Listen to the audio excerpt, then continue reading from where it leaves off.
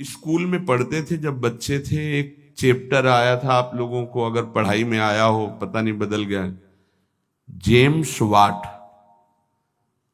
एक James Watt नाम का बालक, जिसको निकम्मा समझा जाता था घर में, वो एक दिन बैठा था, देखा कि एक बटलोई चढ़ी थी और उसके ऊपर ढक्कन रखा था, नीचे से भाप ऐसे करके ढक्कन को उठा देती।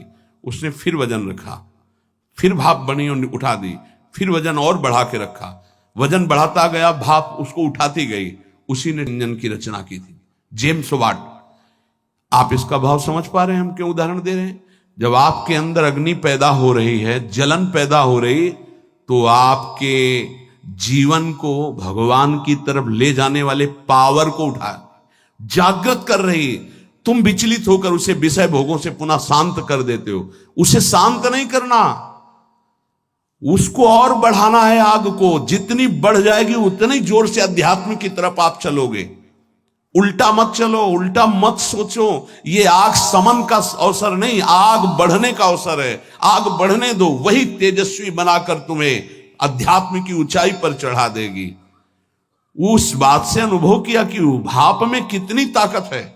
अगर ये भाप मिले तो बहुत बड़ा कार्य चल सकता। तो वही कोयला झोंककर भाप पैदा करके इंजन के द्वारा ट्रेन निकलवा दी, और उसको सब निकम्मा समझते थे। बस वो विचार, ये चिंतन का विषय। हमारे अंदर जो आग पैदा हो रही, कामाग्नि, क्रोधाग्नि, लोभाग्नि, उसे हम सह रहे हैं। उसको सह रहे हैं तो एक पावर बन रहा है। वो पावर आपको सीधे भगवान की तरफ बढ़ाएगा। अगर आप उसको बुझाने में लग गए तो वो इधर आध्यात्मिक शक्ति क्षीण हो जाएगी और भोगा शक्ति बढ़ जाएगी। ये अनुभव की बातें हैं। आप इसको सहना सीखें, मिटाने में काम नहीं बनेगा। सह करके प्रभु की प्राप्ति हो जाएगी। सहना सीखो, सहना हमारा परम धर्म है। सहन कर गए तो महात्मा, टूट गए तो विषयात्मा, और फिर हमें पता नहीं ये अवसर जो मिला है कब मिले। इसलिए सावधान, सत्संग को सुनो और उसका मनन करो, उसको जीवन में उतारो, तभी लाभ मिलेगा। नहीं रोज सत्संग हो रहा है और अगर आप सुनेंगे नहीं तो 1 घंटा 1.5 घंटा बैठ लिए, फिर वही मनमानी चिंतन, ठीक नहीं।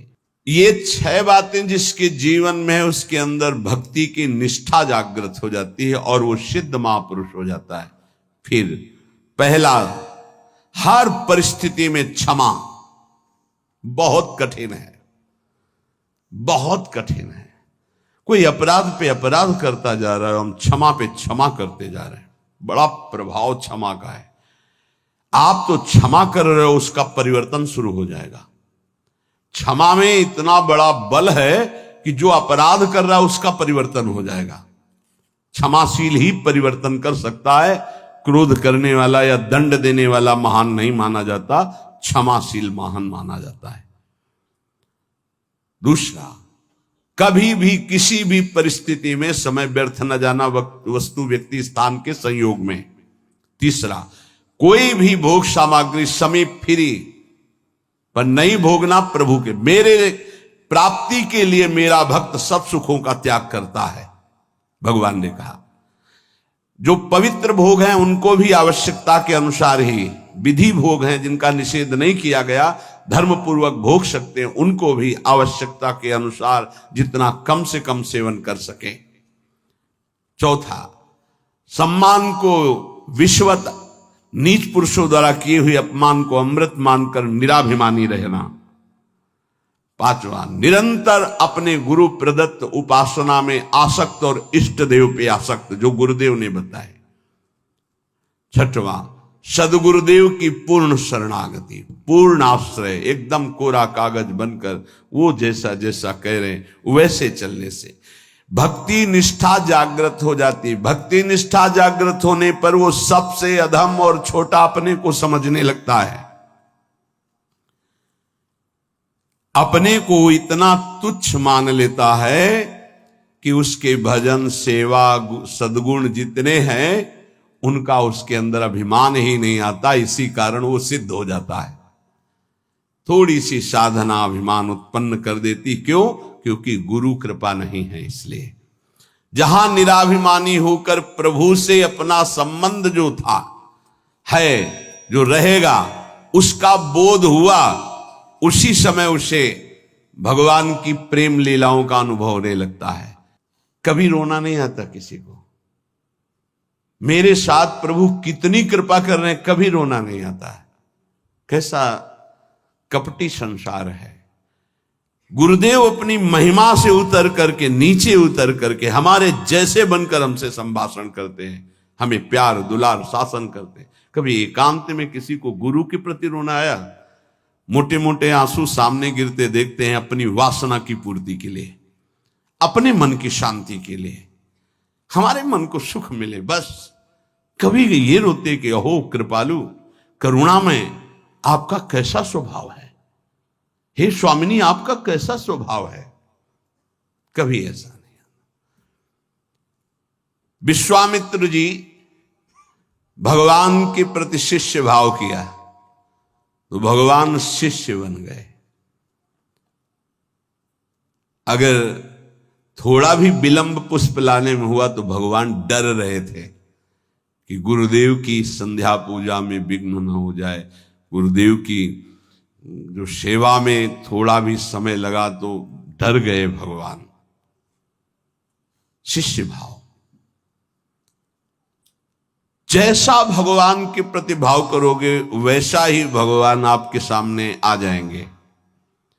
अनंत ब्रह्मांड भगवान ने ही अपने आप से ही रचा है। कितना विलक्षण भजन का प्रभाव होता है कि अनंत ब्रह्मांडों का स्वामी आप जो भाव करोगे वैसा आ जाएगा बन के। अगर आप भगवान को भोग रूप में चाहेंगे तो भोग रूप में भी आ जाएंगे, ऐसा ही है। बड़े कृपालु हैं, जिस रूप में आप चाहेंगे भगवान आ जाएंगे। आप आज भी जो कामना करते हैं ना, मेरे भगवान ही आपकी पत्नी बने हुए, पुत्र बने हुए, आपका परिवार बने हुए, आप पहचान नहीं पा रहे हैं। जो हम कामना करते हैं ना कि आज ये, तो भगवान वही बनकर आ जाते हैं, वही पदार्थ बनकर आ जाते हैं, वही व्यक्ति बनकर आ जाते हैं, वही वस्तु बनकर आ जाते हैं। यद्यपि भगवान ही है, दूसरा कोई नहीं है। वही अपने आप को प्रकट किए हैं। उपनिषद में आता है एकाकी न रमते, खेलने की इच्छा हुई तो दूसरा कोई हो तो खेले, तो अपने आप को इतने रूपों में खेल में फैला दिया। एकाकी न रमते, भगवान ने अपने एकोहम बहुश्यामा, मैं ही बहुत रूपों में हो जाऊं, और वो अपने आप से अपने आप में खेल रहे हैं। तीन खेल हो रहे हैं यहां प्रगट में। एक हो रहा है सृष्टि का सृजन बराबर चल रहा है, सृजन भी बराबर चल रहा है, पालन भी बराबर चल रहा है, संहार भी बराबर चल रहा है। सृजन होता जाता है, पालन होता जाता है, संहार होता जाता है, सृजन होता जाता है, पालन होता, संहार, ये बराबर लीला चल रही है। किसका सृजन? अपने आप से अपने आप का सृजन। किसका पालन? अपने आप से अपने आप का पालन। और किसका संहार? अपने आप से अपने आप के ऊपर संहार लीला, किसी और की नहीं है, वही है। आप भी वही हैं पर नहीं समझ पा रहे। भगवान ने कहा यथा तथा, अर्थात मुझे जैसे बसता मैं वैसे, ये यथा माम प्रपद्यन्ते तास तथैव, यथा तथा। भाव और लगन, जिस तरह की आपकी लगन है और जिस तरह का भाव है वैसे ही भगवान अनुभव में आते हैं। जब आप घोर विषय चिंतन करते हैं तो भगवान विषय रूप में आ जाते हैं। गाढ़ चिंतन विषय का तो विषय रूप में आ जाते हैं। सलाह दे देंगे आपको, देखो ये विषय जो मैं ही हूं, इसको प्राप्त करना है तो ऐसे चलो, ऐसे प्राप्त करो। वो भले आप निषिद्ध चिंतन कर रहे हैं, जब ज्यादा हठ करेंगे तो आपको वही सलाह देने लगेगा हित। आप ऐसा करो, ऐसे से ऐसा कर लो, ऐसे से ऐसा कर लो। और जब पिटाई होगी तब आपको फिर उपदेश करेगा, कहा था नहीं, नहीं माने तो सलाह दी थी, अब मान लो। हित का बड़ा ही कोमल स्वरूप है।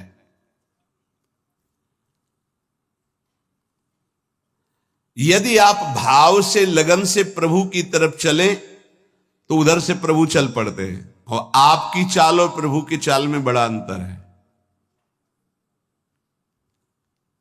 त्रिभुवन में सबसे तेज गति चलने वाला मन है, वायु से भी अत्यंत वेगवान मन है।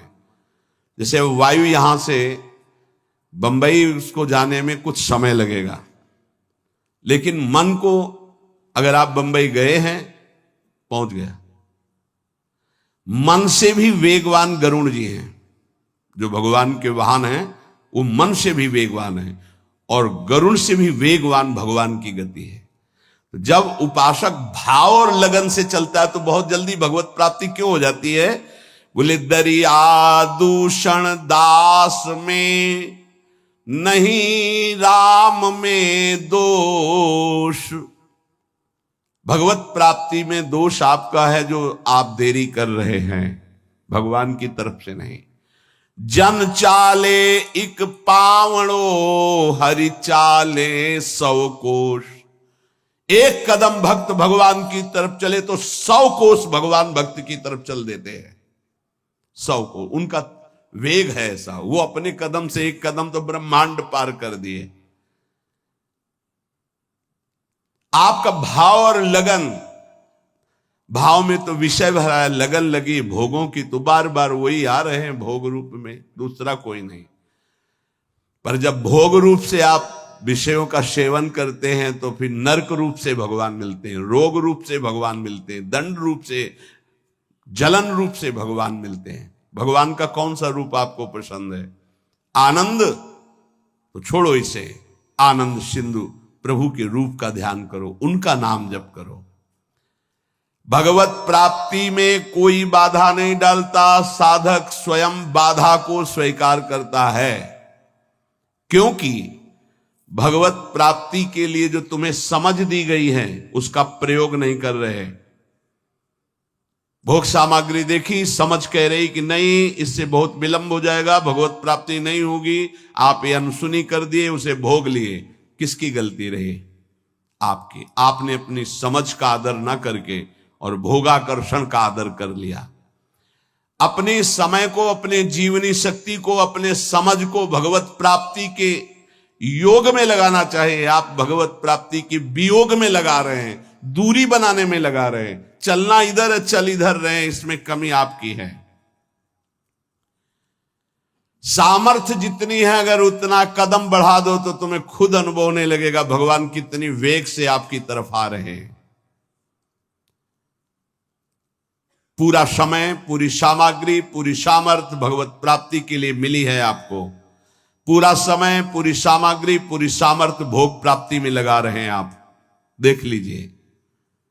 कारण समझ सामग्री समय का दुरुपयोग कर रहे हैं क्योंकि तुम्हारे अंदर लगन नहीं, अगन नहीं भगवत प्राप्ति की। भक्ति किसी साधन विशेष से नहीं प्राप्त होती, कर्मों से नहीं प्राप्त होती, भगवान की पूर्ण शरणागति से होती है। कई बार इनकी चर्चा हुई, पूर्णता कैसे होती है? हे हृदय से प्रभु की शरण। यदि परमार्थ में उतरे हो तो चैन नहीं है। यहां दरस बिन दुखन लागे नैन, जब से तुम बिछुरे पी प्यारे कबो न पायो चैन। बेचैनी बढ़नी चाहिए। जब बेचैनी बढ़ती साधक में कृपा से तो वो समझता है परेशानी बढ़ रही और उसको मिटाने के लिए भोगों में उतर जाता, खत्म। अरे वही बेचैनी तो विरह बनती है, तुम समझते कहां हो? जब आपके अंदर जलन होती, बेचैनी होती, घबराहट होती है तो वही जाकर विरह बनती है। हा प्राणनाथ, अब जिया नहीं जा रहा आपके बिना, वही भगवत साक्षात्कार कराती है। आप समझ नहीं पा रहे, आपको लग रहा है मेरे साधन में कमी हो गई जो बेचैनी बढ़ रही। यही साधन की परिपक्व अवस्था है जो बेचैनी बढ़ रही। प्यारे समझिए, आपका हृदय तो जलता है, आप में जो अशांति सी महसूस हो रही है, अभाव सा महसूस हो रहा है, ये कृपा हुई है आपके अंदर। यही अभाव आपके अंदर ऐसा भाव पैदा करेगा कि आप चिल्ला चिल्ला कर रोने लगेंगे, प्रियाजू अब रहा नहीं जा रहा, सहा नहीं जा रहा, अब आ जाइए। बन गई बात। जहां आपके अंदर ऐसा भाव आया, बेचैनी बढ़ी, तो आप उसको चैन प्राप्त करने के लिए भोगों का चयन कर लेते हैं। बस गई वो। बोले अब थोड़ा। कल किसी ने कहा था कि आपके कथनानुसार मैं जब चलता हूं तो भारी घबराहट पैदा हो जाती है, और जब हम आपकी हर बात छोड़ देते हैं तो एक तसल्ली से मिलती है और शांति मिल जाती है। क्या शांति मिल जाती? मन। अब विषय भोगने को मिलेगा, अब स्वतंत्रता मिल गई। अब और जहां अनुशासन में वो जलता है कि मेरी हर वासना की आपूर्ति हो जाएगी, आप समझ नहीं पा रहे। वो जो आपके अंदर बेचैनी, वो भगवत प्राप्ति के लिए योग्यता पैदा कर रही है आपके अंदर, पर आपको वो नहीं चाहिए, इसलिए विषय सेवन में शांति लगती। त्यागात शांति, तो वो कह रहा विषय भोगों में शांति मिल जाती है। यही बुद्धि की बात है, बहुत खराब बुद्धि हो चुकी। दास्य, सख्य, वात्सल्य, माधुर्य, ये जितने भाव हैं पहले इनके शरणागति पुष्ट होनी चाहिए। भगवान सब कुछ आपको दे देंगे, पर पहले शरणागति पुष्ट होनी चाहिए। अगर आपने अपने आप को श्री भगवान को दे दिया तो श्री भगवान अपने आप को आपको दे देंगे। सौदा बहुत सस्ता है। हमने अपने आप को तो भोगों में दे रखा है।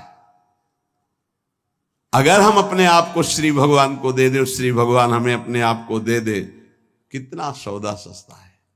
अगर शरणागति पक्की हो गई तो भगवान त्रुटियों की तरफ नहीं देखते। राहत न प्रभु चित चूक किए की, करत सुरत 100 बार ही की। प्रभु उसके हृदय की बात देखते कि मेरा शरणागत हो गया, सैकड़ों त्रुटि हो जाए तो भी ध्यान नहीं देते। कितनी कृपा है।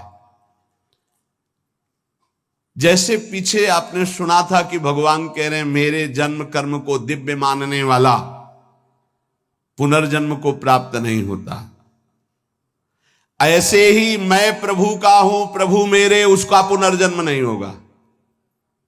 शरणागति का शुद्ध स्वरूप। हमारे माई श्यामाजू को राज, मेरी श्यामाजू मैं श्यामाजू का, ये सूत्र समझ लो। प्रभु को अपना मानने वाला, अगर उससे त्रुटियां भी होती तो प्रभु नहीं गिनते। जन अवगुण प्रभु मान न का, उसको भगवत प्राप्ति हो जाएगी। मैं प्रभु का, प्रभु मेरे। बस किसी भी दबाव में आकर बीच में तीसरा नहीं हो जाना चाहिए। मैं प्रभु का, प्रभु मेरे। फिर मैं प्रभु का ये भी विस्मरण हो गया, केवल प्रभु मेरे। चाहे समझ में आए या ना आवे, इतना समझ लो, संसार का कोई भी संबंध, कोई भी शरीर, कोई भी वस्तु स्थायी नहीं है, कोई भी पद। लेकिन ये बात सदा तुम्हारे अंदर स्थायी बनी रहेगी, मैं प्रभु का, प्रभु मेरे। अगर आ गई है, शरीर छूटा किसी भयानक अपराध से, अगर फिर जन्म हुआ तो ये बना रहेगा, मैं प्रभु का, प्रभु मेरे। और ये आपको परम पद प्राप्ति करा देगा। अवश्य अवश्य भगवत प्राप्ति हो जाएगी। तो अगर भगवान से कोई दुश्मनी कर ले तो उसे भगवत प्राप्ति हो जाएगी, द्वेष कर ले तो भगवत प्राप्ति हो जाएगी, क्योंकि प्रभु से ही तो जुड़ा है वो। भगवान को गाली दे, अपमान करे, नास्तिकता, बिल्कुल भगवान से बैर माने, उसे भगवत प्राप्ति हो जाएगी। यहां की जैसा कहा कि जैसे भक्त भजता है, मैं वैसे भजता हूं, तो वो वैर से भजेगा तो वैर से ही सही, पर भगवत प्राप्ति तो हो जाएगी ना। बोले नहीं, भगवान ने एक शब्द कहा है, ये यथामाम प्रपद्यन्ते। प्रपद्यन्ते माने शरणागति। शरण में, मेरी शरण में होकर जैसा भाव करता मैं ऐसा अनुभव कराता हूं। तो वो जो भगवान की निंदा करता है, भगवान की शरण में थोड़ी है, उसको तो नरक की प्राप्ति होगी। बोले शिशुपाल ने भी तो निंदा की थी, तो रात दिन भगवदाकार वृत्ति रहती थी उसकी। उसे उठते बैठते चलते फिरते कृष्ण ही नजर आते थे। कंस ने भी तो द्वेष किया, तो उसको दाल में जीरा भी कृष्ण ही नजर आते थे। जिधर दृष्टि डालता कृष्णाकार वृत्ति थी उसकी। ये छोटे मोटे बैर वालों को यमराज ठीक कर देते हैं, उनको भगवान को नहीं अवतार लेना पड़ता। ये जैसे ना कि भगवान की निंदा कर रहे हैं, भगवान की अवहेलना कर रहे हैं, नास्तिकता कर रहे हैं, इनके लिए शासन विभाग है यमराज, वो अच्छी धुलाई करके। देखो यहां चाहे जितना आप अपने को बलवान समझें, कंबल डाल के कुटाई होती जेल में। एक हमें मिले थे जेल में, तो उन्होंने कहा था कि वो जो पुराने कैदी हो जाते हैं वो वहां के शासक की तरह हो जाते हैं। तो जैसे कोई ज्यादा उद्दंडता करता है ना, तो फिर कंबल उड़ा के और फिर उनकी पिटाई होती है। तो यहां तो कंबल उड़ा के होती है, वहां तो बहुत ही दुर्दशा होती, क्योंकि इस शरीर का तो वहां महत्व है नहीं पंच भौतिक। वहां एक नया शरीर मिलता है जिसका नाम यातना देह, वो मरता नहीं है, उसमें केवल दंड भोगना होता है। तो कह रहे हैं ऐसे लोगों के लिए तो यमराज ही काफी हैं। ये तो उनके लिए जिनकी हर समय कृष्णाकार वृत्ति में द्वेष हुआ है। जो भगवान का आश्रय अंदर से लेकर के भगवद आचरण करता है, वो भगवान का भक्त होता है। और भगवान प्राणी मात्र के परम सुहृद हैं। जो भगवान से वैर द्वेष रखा, उन्होंने केवल भगवान से ही रखा। शिशुपाल ने कभी और किसी को गालियां नहीं दी, केवल भगवान को दी। और गालियां भी कैसी देता था, कोई गंदी बात थोड़ी कहता था। ये कृष्ण ये ऐसा क्यों बोल रहा है? क्योंकि भगवान ने इसे आदेश किया है कि हमसे द्वेष करो। कौन है ये? जय विजय हैं, 3 जन्म के लिए सनकादिक। तो रावण, कुंभकर्ण, शिशुपाल, दंतवक्र, हिरण्यकश्यप, हिरणाक्ष, ये भगवत पार्षद है। भगवान के सिवा इनके चित्त में कुछ है ही नहीं। अब भगवान ने आदेश किया हमसे द्वेष की लीला करो, तो अंतिम समय तक कहां राम रन हतोपचारी वो बोल के पधारे। और ये अंतिम समय तक सभा में बधे। ये कृष्ण, ये ग्वाला। भगवान सबको कहते चुप रहो, बोलने दो, बोलने दो, बोलने दो। जब पूरा समय आ गया तो सुदर्शन चक्र से मुक्त कर दिया। हिरण्यकश्यप किसी के भी समझाने से नहीं, भगवान से वैर। ये भगवत पार्षद हैं।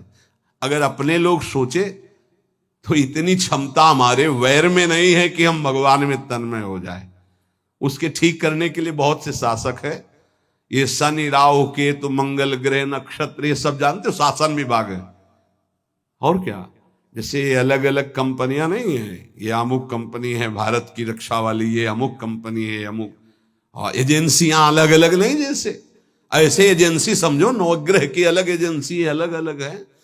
मार तुम्हारी सब सुख सुविधाओं को भस्म कर देंगे। जीवन तुम्हारा क्लेश और अशांतिमय हो जाएगा। वैर द्वेष भगवान का तो कभी कुछ बिगाड़ नहीं सकेगा, तुम्हारा सर्वनाश कर देगा। ये रावण, कुंभकर्ण, शिशुपाल, दंतवक्र, हिरण्यकश्यप, हिरणाक्ष, ये कोई साधारण नहीं, भगवान के पार्षद हैं। इनकी नकल नहीं कर सकता कोई कि हम भगवान से वैर करके परम पद प्राप्त कर लेंगे। भगवान की सुहृदता, शरणागति से रसास्वादन जो होता है वो और किसी भाव से नहीं होता। पर अगर कोई कर ले, कामाद द्वेषाद भयात स्नेहाद यथा भक्तेश्वरे मनः आवेश तदघम हित्वा बहवस तद गतिम गताहा। काम से भगवान का चिंतन करना, कितने सुंदर भगवान है। कभी ऐसा होगा इनकी अजान बाहु हमें अपने गले लगाएंगे। कितनी सुंदर कपोल है, कितनी सुंदर इनकी अलकावली, कितने सुंदर नेत्र हैं। ये इतने सुंदर हैं कि दंडकारण्य के अस्थिमात्र हो रहे शरीरा जो ऋषि थे, उनके हृदय में भी श्रृंगार रस जग गया। पुरुषोत्तम भगवान श्री रघुनाथ जी को देखकर जब वनवास में थे, वैसा लगा कि प्रभु मुझे आलिंगन करें। भगवान दृष्टि में कहा कि इस समय मर्यादा पुरुषोत्तम अवतार है। उस श्रृंगार रस में भर गए थे सब ऋषि, भगवान की उस सुकोमल भुजा देख करके, वो सौंदर्य रूप देख कहा कृष्णावतार, कृष्णावतार। वो सब गोपी बने आके। जब सियाजू का ब्याह श्री राम जी से हुआ तो मिथिला की जितनी सखियां थी सब सिया जी के सौभाग्य की सराहना कर रही थी। ऐसे दूल्हा, वैसे ही सुंदर दूल्हा रूप महाराज, जिधर दृष्टि जाए वह उधर ही सबको चित्त को चुरा ले। तो सियाजू की सब सखियां कोई बोल तो पाई नहीं, पर सबके मन में था कि क्या कभी ये हमें अपने हृदय से लगाएंगे ऐसे?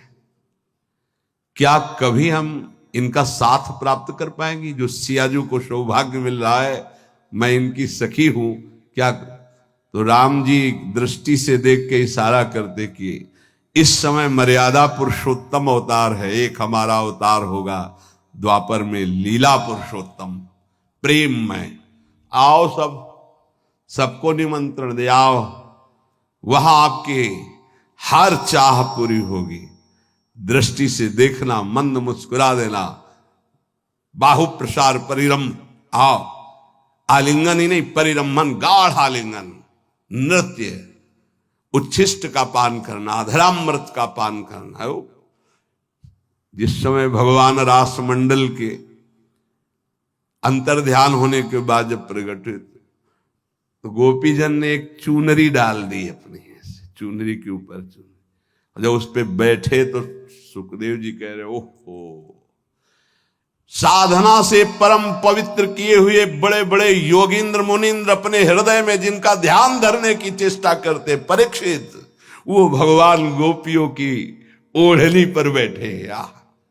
एक और वेद की ऋचाएं नेति नेति कह के वर्णन करते ही उन्होंने कहा प्रभु कभी साक्षात आलिंगन करने का अवसर मुझे। आओ कृष्णावतार में दंडकारण्य के ऋषि, मिथिला की सखिया और श्रुति, जो वेदों की ऋचाएं, वो साक्षात गोपी भगवान उनका जो भाव है उसी सुख को प्रदान कर रहे हैं।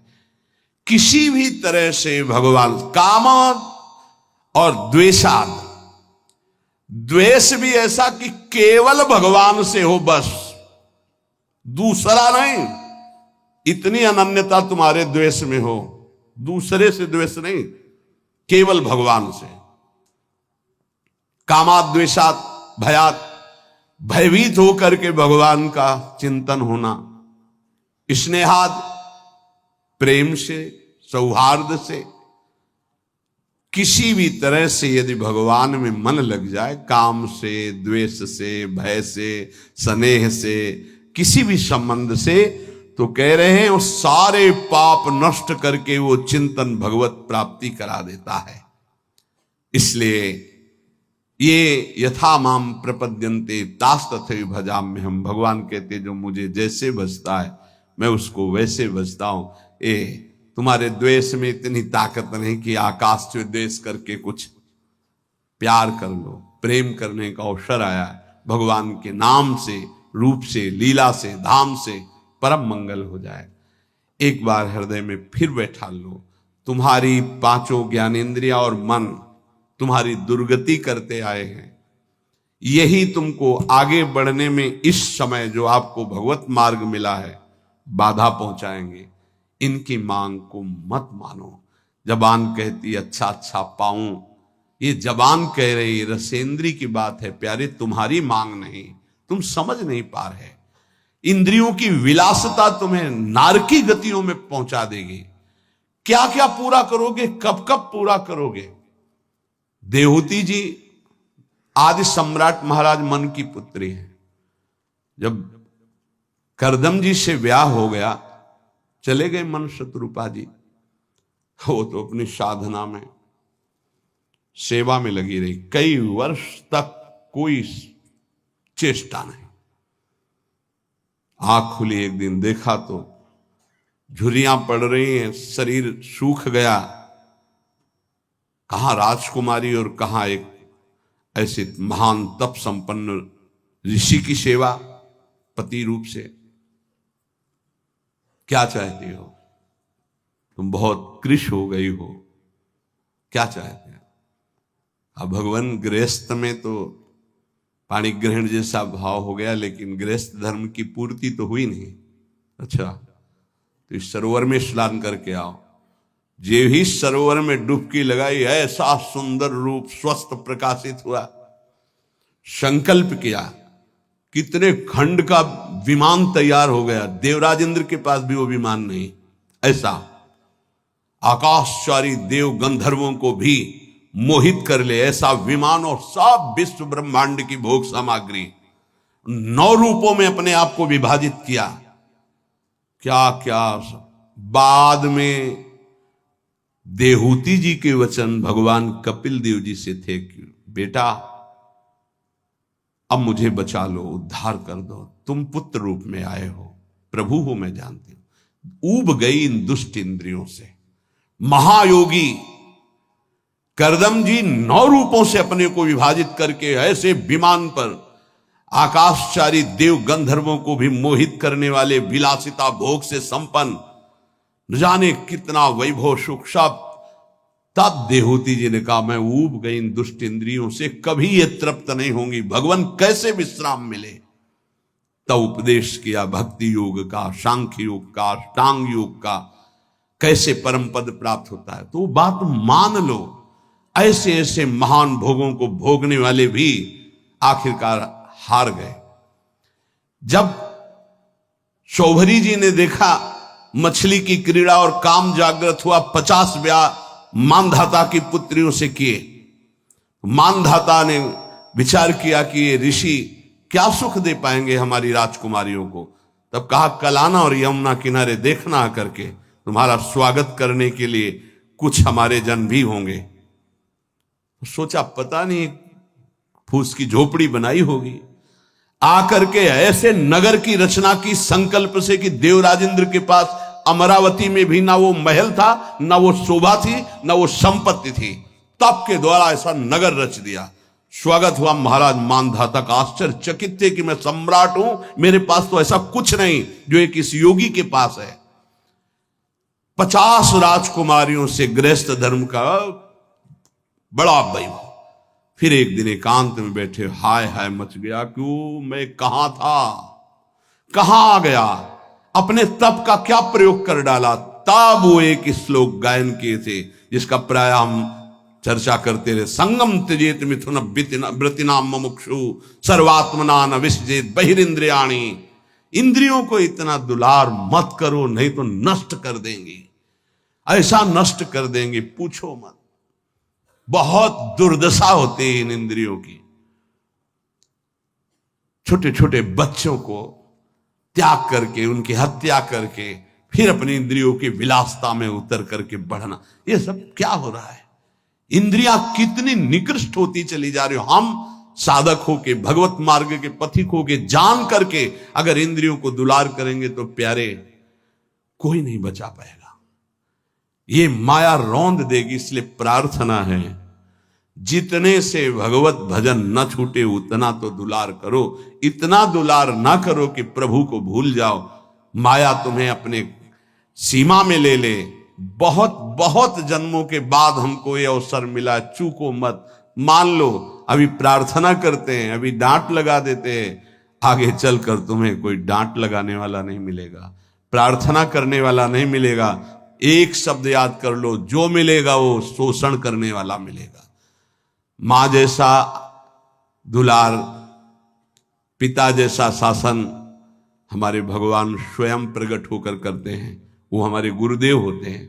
अनंत माताओं का प्यार, अनंत पिताओं का शासन वही कर। अगर अब ना उद्धार हुआ, अब ना कल्याण हुआ, तो भगवान जाने किस युग में ये अवसर आएगा। छोड़ दो ये बातें। 5 ज्ञानेंद्रियों की मांग को अपनी मत मानो। नाम जप करो, जैसे बने वैसे। अग्नि जो अंदर जल रही उसको सह जाओ, यही तुम्हारे लिए आगे उत्थान का कार्य। आप समझ नहीं पा रहे। हर समय नाम जप करो, हर समय अपने इष्ट की प्राप्ति की लगन रखो। मुझे प्रिया प्रीतम चाहिए। हम कह रहे मांग रहा है मन विषय, लेकिन आप झूठे से शुरू करो, मुझे प्रिया प्रीतम चाहिए। ए मन, मुझे प्रिया प्रीतम चाहिए। अभी आनंद का अनुभव होने लगेगा, यही मांग सच्ची हो जाएगी। झूठा खेले साचा हो। श्री राधा वल्लभ लाल की।